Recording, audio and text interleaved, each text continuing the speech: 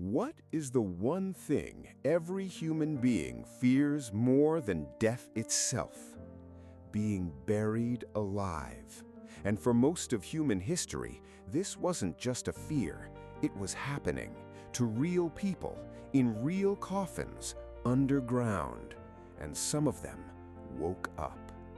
This is the story of the people who were buried alive and what the world did about it.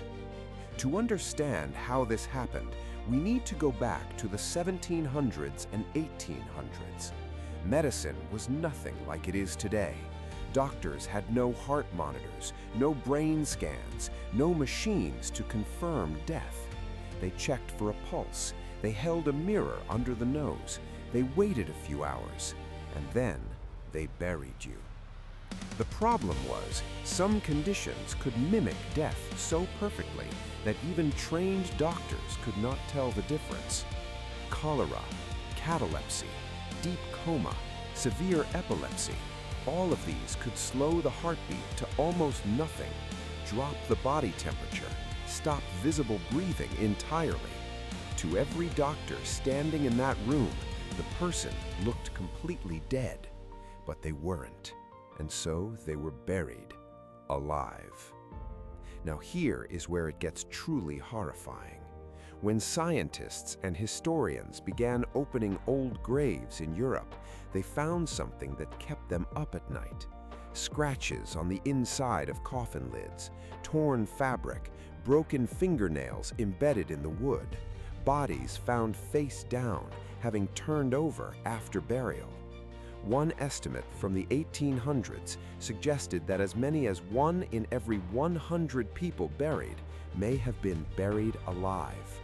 1 in every 100. Let that sink in. In 1772, a French doctor named Jacques-Benin Winslow became so disturbed by this problem that he published an entire medical paper about it. His recommendation? Wait longer before burying people, much longer. He suggested that the only truly reliable sign of death was the smell of decomposition, which meant you wait until the body begins to rot. This was considered a serious medical suggestion. That is how little they knew.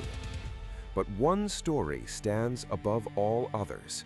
In 1571, in a small village in England called Broing, a man named Matthew Wall was being carried to his grave. It was a rainy day. The pallbearers were moving carefully along a wet path. One of them slipped. The coffin fell, and from inside, they heard banging.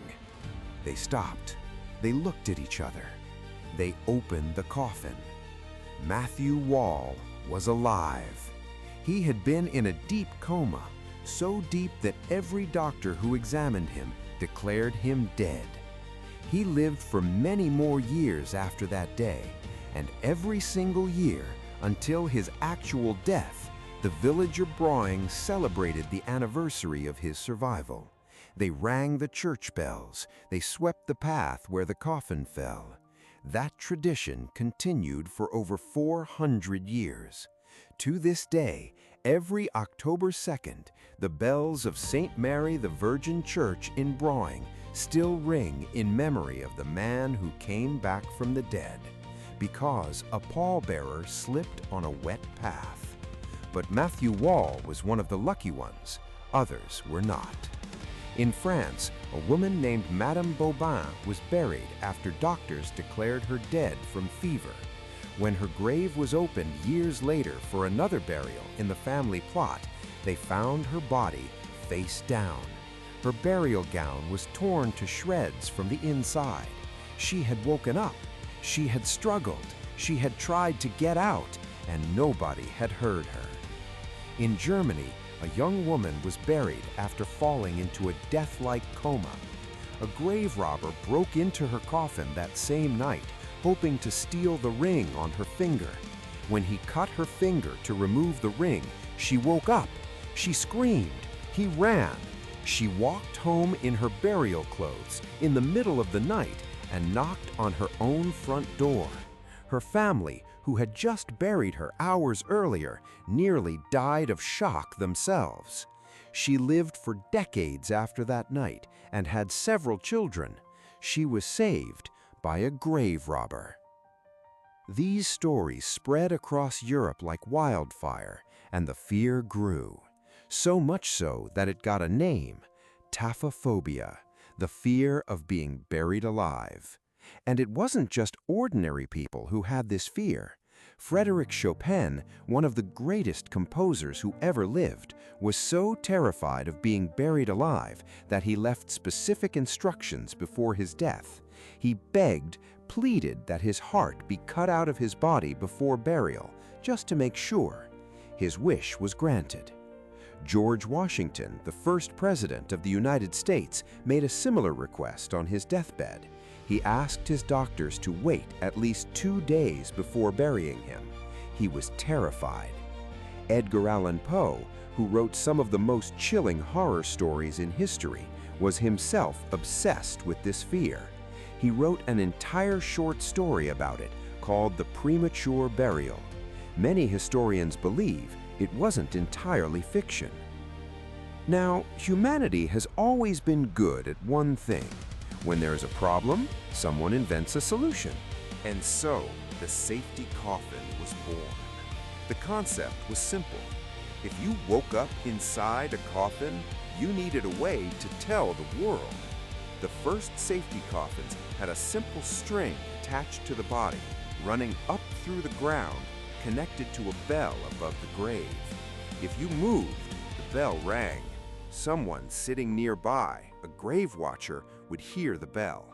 They would dig you out. This is where we get the phrase, "saved by the bell." Not from boxing, not from school, from people waking up inside coffins, ringing bells, and being pulled back into the world of the living. Some safety coffins were even more elaborate. Ladders inside, air tubes running to the surface, windows with lanterns so you could signal with light. One design included a full speaking tube so you could shout up through the ground and someone would hear your voice. In some parts of Europe, particularly Germany, the fear was so widespread that entire waiting mortuaries were built. Bodies were kept there for days, sometimes weeks before burial. Staff watched for any signs of movement, any breath, any twitch. Only when decomposition was confirmed were bodies released for burial. It was a dark, terrible system, but it saved lives. And then medicine changed everything. Stethoscopes became standard, then electrocardiograms, then brain activity monitors.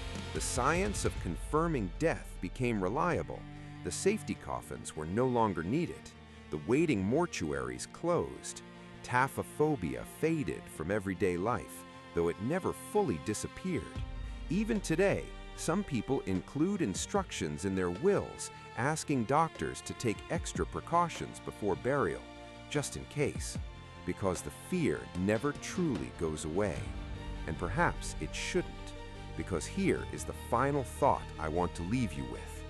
In 2017, a woman in Mississippi named Willie Mae Harris was taken to a funeral home after being declared dead. Hours later, funeral home staff noticed something.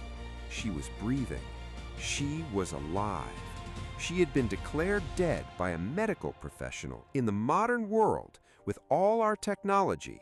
In 2017, she survived. Matthew Wall would have understood exactly how she felt. 500 years apart, same story. And that is why this fear has never left us, because somewhere deep in the back of every human mind, we all know death is certain, but sometimes it gets the timing wrong. If this story gave you chills, share it with someone who needs to hear it. And subscribe to UNTOLDIA, because every week we find the stories that history forgot to tell you.